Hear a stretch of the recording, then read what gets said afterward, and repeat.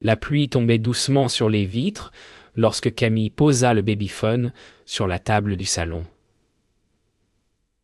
Elle jeta un regard vers l'écran. Lucas dormait paisiblement, un pouce dans la bouche, entouré de sa couverture bleue. Tout semblait normal, puis le silence devint trop profond. Même la pluie paraissait suspendue.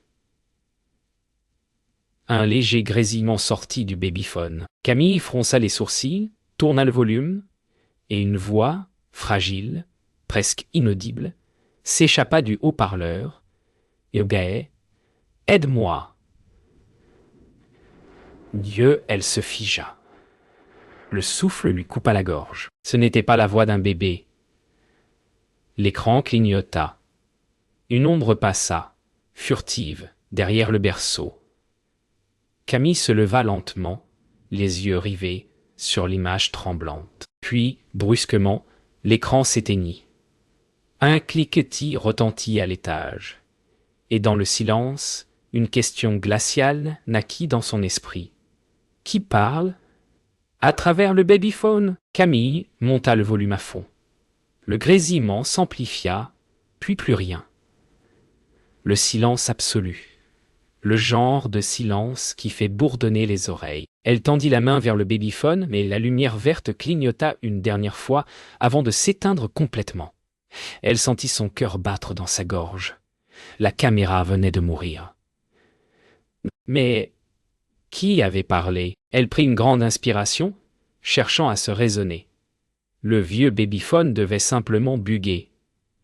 Pourtant, quelque chose au fond d'elle murmurait le contraire. Elle se leva, les planches du parquet craquant sous ses pas. Un bruit sourd retentit à l'étage, comme un jouet qu'on fait tomber. « Yogi Lucas !» Yo murmura-t-elle, la voix tremblante. Aucune réponse, seulement le sifflement du vent. Camille posa une main sur la rampe, chaque pas vers l'étage résonnant dans la maison endormie. Arrivée devant la porte de la chambre du bébé, elle hésita. Derrière aucun bruit, elle posa son oreille contre le bois. Un souffle, un léger murmure, puis un rire. Camille recula d'un pas, le cœur battant. Elle n'était plus seule. Camille poussa lentement la porte de la chambre. L'air était plus froid, comme si la chaleur avait quitté la pièce. Le berceau était vide. Le mobile tournait doucement, alors qu'aucun vent ne soufflait. Son cœur manqua un battement. Le babyphone qu'elle tenait dans la main s'alluma tout seul. L'écran grésilla, puis afficha. Le berceau, avec Lucas dedans, endormi. Mais Lucas n'était pas là. Camille leva les yeux, le berceau vide devant elle. Elle baissa les yeux. Sur l'écran, l'enfant bougeait. Elle recula, la gorge sèche. Le babyphone montrait quelque chose qui ne pouvait pas exister. Camille avança lentement vers le berceau. Elle posa la main sur la couverture. Froide. Elle se retourna brusquement, persuadée d'avoir vu quelque chose bouger dans le miroir. Mais il n'y avait qu'elle... Et pourtant, son reflet tenait le babyphone allumé alors que le sien était éteint. Le babyphone vibra dans sa main, émettant un bourdonnement bas, presque vivant. Un souffle s'en échappa comme un soupir. Puis de nouveau, la voix, plus claire cette fois, « Yedé, aide-moi, il est là !» Yo Camille recula jusqu'à heurter le mur. Les mots semblaient provenir de l'intérieur de la chambre. Elle courut vers la porte pour sortir, mais celle-ci se referma brutalement derrière elle. Un choc sec violent. Camille tira sur la poignée, en vain. De l'autre côté, le babyphone se ralluma une dernière fois. Sur l'écran.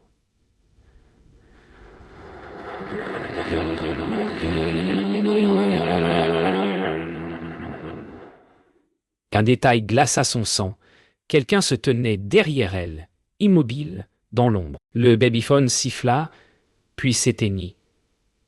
La pièce replongea dans l'obscurité. Camille resta immobile, son souffle court. Quelque chose venait de bouger derrière le rideau. Elle s'approcha lentement, chaque pas résonnant dans le silence, et quand elle tira le tissu, il n'y avait rien, seulement le vent.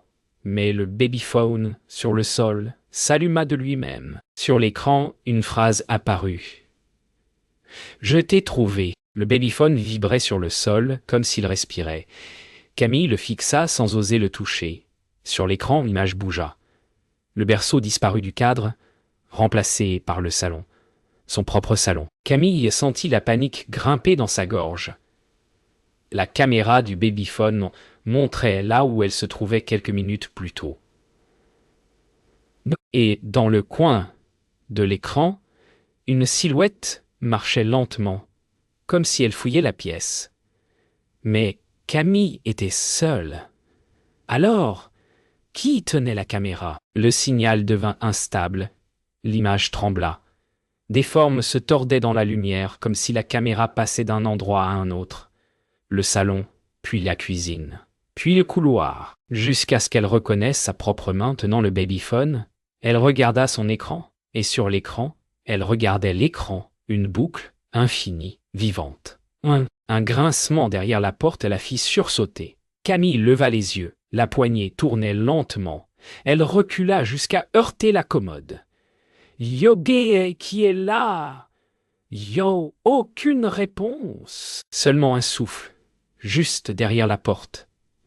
Puis, au babyphone, une voix d'enfant chuchota. « Herbert, ouvre. » Yo. Elle tendit la main vers la poignée. Son cœur battait si fort qu'elle en avait mal. Lorsqu'elle effleura le métal, le babyphone émit un sifflement strident, et l'image changea brutalement. Cette fois, il montrait l'extérieur de la maison. Sous la pluie, une silhouette féminine se tenait devant la fenêtre du salon. Elle levait lentement la tête, vers la caméra, vers elle. Le babyphone trembla violemment. Les pixels se brouillèrent. La silhouette dehors approchait, lentement, inexorablement. Camille recula, jusqu'à heurter la fenêtre derrière elle. Elle se retourna. La pluie battait le verre. Et là, dans le reflet, une autre Camille la regardait. Même visage, même regard, sauf que celle du reflet souriait. Camille tira la poignée de toutes ses forces. Rien. La porte ne bougeait plus, comme soudée, le souffle court. Elle frappa du poing. « Yogoré, laissez-moi sortir !»« Yo !» Aucune réponse. Le babyphone grésilla à nouveau, tout seul, posé sur la table. L'écran s'alluma. On y voyait elle-même en train de frapper la porte, filmée depuis un angle impossible, juste derrière son dos. Elle se retourna brusquement, cherchant la caméra. Rien. Mais sur le babyphone, l'image bougea, comme si quelqu'un filmait. La perspective se déplaça lentement autour d'elle. Camille sentit des picotements sur sa peau, comme une présence tout près. Elle osa à peine respirer. Un bruit sec la fit sursauter. Les jouets sur l'étagère tombèrent un à un, comme poussés par une main invisible. Puis le berceau se mit à grincer. Lentement, il se balança tout seul. Le babyphone filmait maintenant le berceau vide, oscillant dans le silence. Camille attrapa la poignée à nouveau. Cette fois, elle sentit un froid glacial remonter le long de son bras. La température avait chuté d'un coup.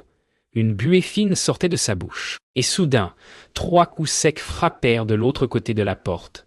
Lent, lourd, comme un avertissement. Elle recula, tremblante. Le babyphone vibra si fort qu'il tomba au sol.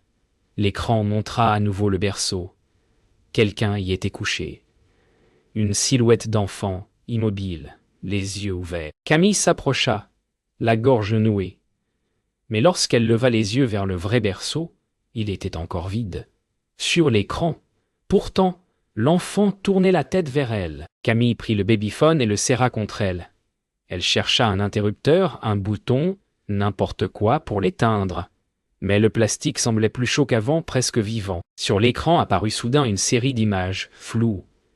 Une chambre différente, des murs verts, un autre berceau, une femme pleurant dans un coin, puis une date, 12 décembre 2018. Ce babyphone n'était pas neuf. Des larmes lui montèrent aux yeux.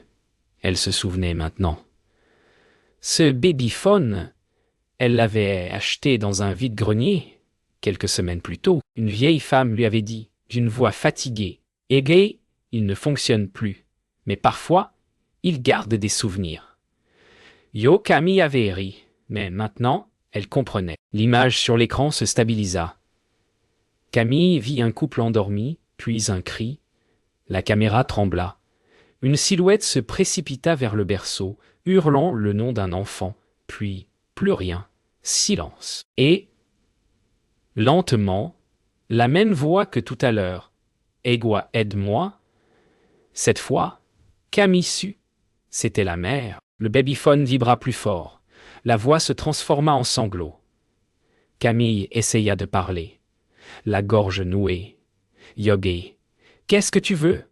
Yo, la réponse vint, lente, brisée. « Yabé, qu'il arrête !» Yo, l'image se figea sur un homme en larmes, tenant un petit corps. Camille détourna les yeux. Elle comprenait maintenant que ce babyphone n'avait jamais cessé d'enregistrer. Un froid profond envahit la pièce. Camille sentit une main invisible effleurer sa joue. Sur l'écran, le visage de la mère apparut à nouveau. Elle semblait la regarder directement. « Yogi, sauve le yeux !» murmura-t-elle. Camille tomba à genoux, secouée de sanglots. Mais le babyphone s'éteignit, d'un coup sec, et dans le silence, quelque part dans la maison, un bébé se mit à pleurer. Camille se leva lentement.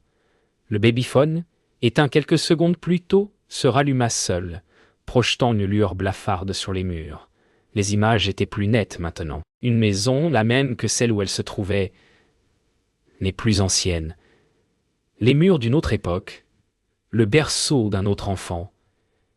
Et au centre de la pièce, une femme hurlait, serrant un bébé sans vie. Camille chancela. Elle connaissait ce visage. C'était le sien. Mais plus vieux, plus usé, comme si elle regardait une version d'elle-même venue d'un passé oublié. Elle recula, tremblante. Les murs vibraient légèrement, comme s'ils respiraient. Chaque meuble semblait déplacé, transformé par l'image qui déformait la réalité. Les deux époques se superposaient. Et à travers le babyphone, la voix de la femme, sa propre voix, pleurait. « Ega, ce n'était pas ta faute. Mais tu dois rester. » Camille sentit une douleur fulgurante à la tête. Des images défilaient dans son esprit. Un accident, une voiture, un cri, l'eau. Elle vit le visage d'un bébé qu'elle tentait de sauver, puis un éclat de lumière. Un choc, et le noir. Lorsqu'elle rouvrit les yeux, elle était dans cette maison. Ce n'était pas une coïncidence. Elle avait été la babysitter du bébé mort. Elle tomba à genoux. Ses mains tremblaient. Le babyphone projetait maintenant la scène de l'accident comme un film. La mère apparut derrière elle, translucide, penchée, une main sur son épaule. « Ogi, tu l'as laissé partir !» murmura-t-elle doucement. Camille secoua la tête, incapable de parler. « Yogi, alors pourquoi le babyphone t'a-t-il retrouvé ?» Dieu ! Les lumières clignotèrent. Camille sentit un froid pénétrer son corps, comme si l'air lui volait sa chaleur. Le babyphone vibra une dernière fois, montrant Lucas, vivant, souriant. Puis, l'image se brouilla. La caméra recula lentement jusqu'à filmer toute la maison. Vide. Une phrase apparut à l'écran. « Reviens. » Camille leva les yeux, et dans la vitre, elle vit son reflet, assis dans le berceau. Camille tituba vers le berceau. Tout semblait redevenu calme. Le babyphone reposait au sol, inerte, comme mort. Elle s'agenouilla, le prit entre ses mains, le serra contre sa poitrine. Une larme glissa sur sa joue. Puis, soudain, un bruit sec. Le mobile au-dessus du berceau se mit à tourner tout seul. La douce mélodie reprit, grinçante, fausse. Et sur l'écran du babyphone, Camille apparut, endormie dans le berceau. Camille recula d'un bond, secouant la tête. Yo, mais c'est impossible! Mais sur l'écran, son reflet dormait paisiblement comme une poupée vivante. Un grésillement résonna. Un grésillement résonna. Une nouvelle voix, différente cette fois. Celle d'un homme grave, fatigué. Yoga, elle dort enfin. Yo, Camille sentit son sang se glacer. Cette voix, c'était celle du père du bébé. Le babyphone vibra de plus en plus fort. Les murs tremblaient, les lampes clignotaient. Une lumière blanche jaillit de l'écran et envahit la pièce. Camille hurla, tenta de lâcher l'appareil, mais ses doigts restaient collés au plastique brûlant. Des cris d'enfants résonnèrent tout autour d'elle. Et, dans la lumière, des silhouettes flottaient. Des parents, des enfants, figés dans leurs pleurs. Des âmes prisonnières du signal. Tout s'arrêta net. Silence. Le babyphone tomba au sol dans un claquement sourd. Camille, debout, regardait le berceau. Dedans, un petit corps reposait paisiblement. Pas celui du bébé, le sien. Son propre visage endormi, paisible, sans peur. Elle recula, voulut crier, mais aucun son ne sortit. Elle n'était plus là. Quelques heures plus tard, la porte d'entrée s'ouvrit doucement. Élise entra, essoufflée, retirant son manteau. « Yoga, Camille ?»« Yo » appela-t-elle en montant l'escalier. Aucune réponse. Elle poussa la porte de la chambre. Lucas dormait tranquillement. Sur la table, le babyphone clignotait faiblement, puis afficha une dernière image. Camille, assise dans le noir, berçant un enfant invisible. Et la voix revint, douce, presque maternelle. « Yoga chute, il dort. Yo »